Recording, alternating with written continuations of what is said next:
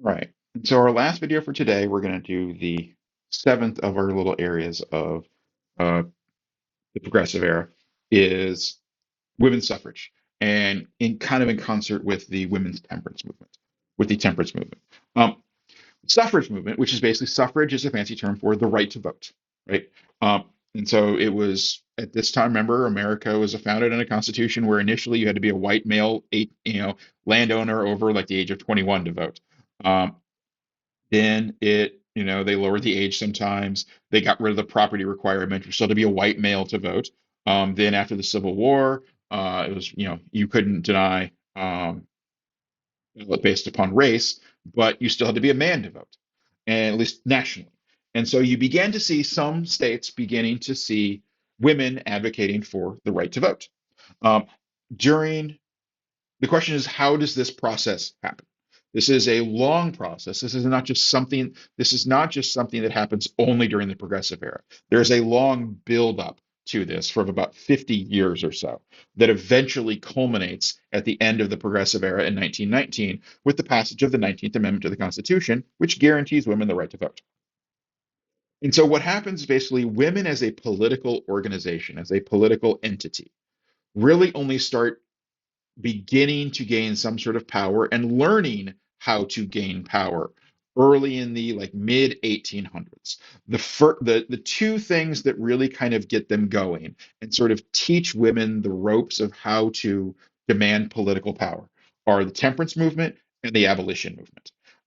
The temperance movement is the movement to try and make alcohol, the consumption and sale of alcohol, illegal.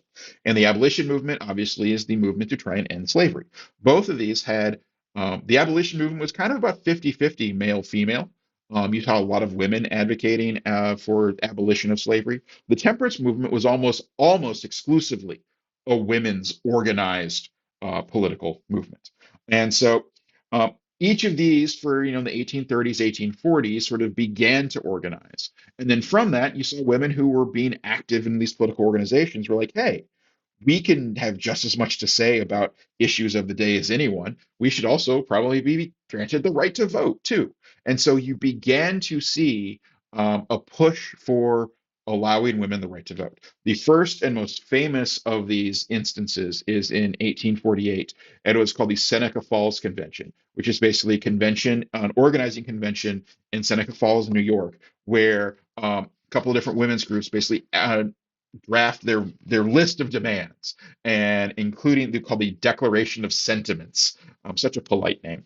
The Declaration of Sentiments, and this is the first time that there are organizations actively demanding, like publicly demanding, the right to vote for women. And we're going to see if the videos work here. The Great They were just working before I turned is called progressivism. These It's a you're definitely belief going in to want to progress. watch a little more. I'm going to It's a talk less belief and have you that watch we these. We'll can post these make up as well. things Actually, better, probably what I'll do that is you I'll can just have have you a more for these, just, just go more through and watch them democratic on society. the slideshow instead of having me post, because At there the vanguard are, of social several reform different in this sort of particular top period points were and stuff like that, progressive and people women that want you to watch. concerned about So their please go own to inferior the status. slideshow, open that up, and watch that. When I I don't know was why a the sound girl, isn't working, so I a woman apologize. didn't have rights to custody of their. But this is also a time when you began to see schools, like community schools, appearing in the 1850, 1840s is really when the first, like, we'd think of as community public elementary schools start to happen. And in general, a lot of those like one room schoolhouses are predominantly worked by women, by female teachers, right?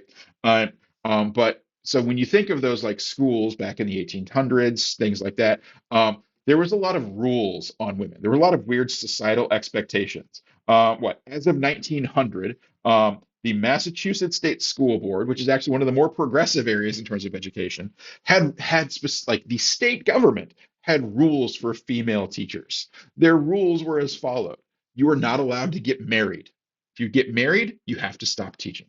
You do not leave town at any time without permission of the school board. You're basically chained to town. You are not allowed to keep company with men. Ooh. You must be home between the hours of 8 p.m. and 6 a.m. I love this one. You are not allowed to loiter downtown in ice cream stores. Apparently, those are somehow like morally reprehensible. You're not allowed to smoke. You're not allowed to get in a carriage, to get in a vehicle with any man other than your father or your brother. Apparently, no grandpa. You're not allowed to dress in bright colors, and you're not allowed to dye your hair. So you see, even in areas where like women were employed, were out of the school based upon some expertise, there were still serious expectations limiting their rights in comparison to others. This is just entertaining, if nothing else, just to show you sort of what kind of women are fighting against at this point in time, right?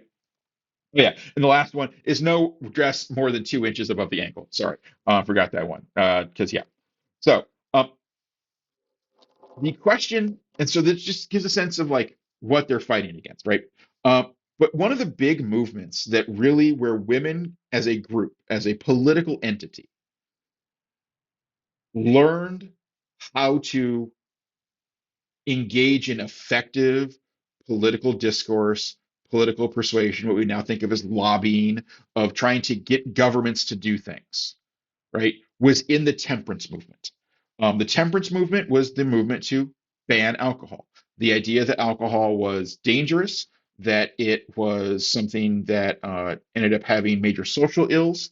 You'd think today, like, oh my gosh, I mean, yes, everyone here is under 21, so I assume we are not drinking. Maybe I hope that is not idealistic, but sure, whatever, or naive. But yeah, is it seems sort of weird. Like we don't think of alcohol today as this horrible evil. We think of it as something maybe like kids shouldn't do, but there's a difference between like, 16-year-olds whose brains are still developing maybe shouldn't be drinking alcohol because the effects it might have on it versus no one in the country ever should be allowed to drink anything, right? That's what these women are pushing for during this time. And part of that is because the idea of temperance is it's a women's issue. It is seen as largely because of the nature of marriage at the time. When a woman was married to a man, he essentially owned her. She had no rights. If you were a married woman, you could not contract with anybody. You could not have a bank account in your own name. You could not like file a lawsuit without like your husband's approval. I mean, you couldn't testify in court without your husband's approval. You were essentially a non-entity in the eyes of the law. So it was almost ownership in a not quite a slavery sense, but like it was pretty evil. There were very few rights for married women. And the problem was that there was no real recourse against domestic abuse. You would have men, and this is what happened when we began to become more of an industrialized society, when men stopped working on the farms and instead started going into factories. What would happen is when they got off of their shift from the factories, before they would come home, they were now in cities. And so they would stop in at the bar on the way home. That's not something that happened on the farm when you were out working the fields. When the sun came down, you came in and had dinner with the family, right? There wasn't any place to go because you were out in the middle of nowhere. In a city, now all the men got off shift. They went to the local bar, basically got hammered on really, really like uh, high proof alcohol, high proof beer, and would come home highly inebriated. And that would end up leading to higher incidences, a definite spike in instances of domestic violence in the home that had not been present in like the early 1800s in the way they were in this new industrialized sort of urban landscape. And so the idea of banning alcohol wasn't necessarily because alcohol was evil, it was because women were trapped in relationships with husbands who alcohol now freed up to become much more abusive, and the women had no other legal recourse to get out of those relationships. Like divorce wasn't a thing. You couldn't just like leave. You basically had no rights. And so the only way women could see to stop the violence that was taking place at home, instead of getting out of the situation, which the law wouldn't allow, they had to try and address maybe one of the causes of the violence. Hence the focus on trying to ban alcohol. So the idea of banning alcohol is not so much a like alcohol is evil, but it's more a response to alcohol would put women in a situation where they would be the subject of violence that they couldn't otherwise deal with. And so you had to try and address the issue of alcohol in order to prevent domestic violence. Um, yeah, and so you saw women starting to advocate, organize in temperance unions, is what the term was, pushing for all kinds of national law, for state laws, and eventually even national laws to ban the sale of alcohol. And they ended up eventually being successful. By 1819, at the end of the Progressive Era, they literally end up passing a constant. This is like the weirdest. This is one of the dumbest constitutional amendments ever. But it's not what a law. It's a constitutional amendment that banned the production, sale, or distribution of alcohol. I'm going to assume that this doesn't work. Yep, Americans doesn't root work. So, yep. And so it was fairly effective. And it sort of really got women to learn, hey, we can, if we put our minds to it, we know how to politically organize, we can get substantive political change to happen. And so during this time, you also saw women moving out of the home more, engaging in more rights kind of slowly in society. Um, you saw sort of declining family size, largely because as you were living in cities as opposed to living on farms, it used to be living on farms, you needed to have as many kids because you were essentially the act of procreation was making your farm hands. You know, you were making your labor force for the farm. You needed kids to be able to work the farm. You also had very high rates of childhood mortality that was occurring. And as America industrialized, as people moved to the cities, one, you didn't need to have 12 kids to help work the farm anymore because you just worked at the factory. And every kid you had was another mouth to feed. Two, medicine started getting a little bit better. So you had fewer uh, childbirth deaths, fewer deaths of women during pregnancy and during having giving birth. And so there was a decreased incentive to have as many kids, right? And so that freed up women to, instead of being basically taking care of kids for 30 something years, it freed them up to begin to have some jobs outside of the home. You also saw the use of technology and stuff like that. You began to finally see some loosening of some social mores, that divorce started to become a thing in some areas, a little bit more. Um, the Boston marriages was the term for, two older women living together. It's basically the idea of of homosexual female relationship. That was the term that was a colloquial term that was used. You begin to see that more in some cities. That became a little less scandalous, I guess. Um, there wasn't marriage, but there was, cohabitation.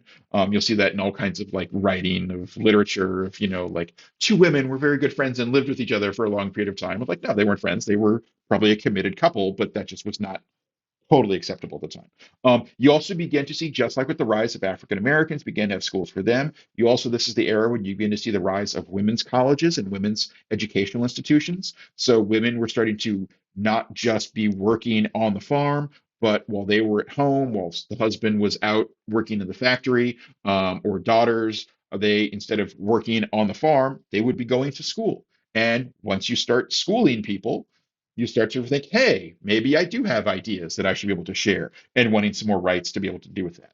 Hence comes the push for women's suffrage, the push for women to want to have the right to vote, right?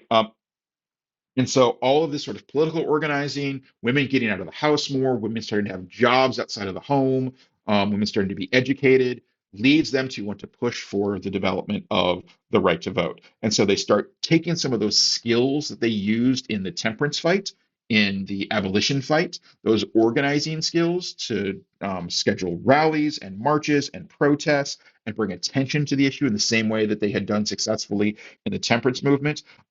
And you started to see a lot of Western states start to give women the right to vote fairly early on. By 1919, we had 48 states. Arizona, I think, is the last one to come in like 1909 or 1911, right?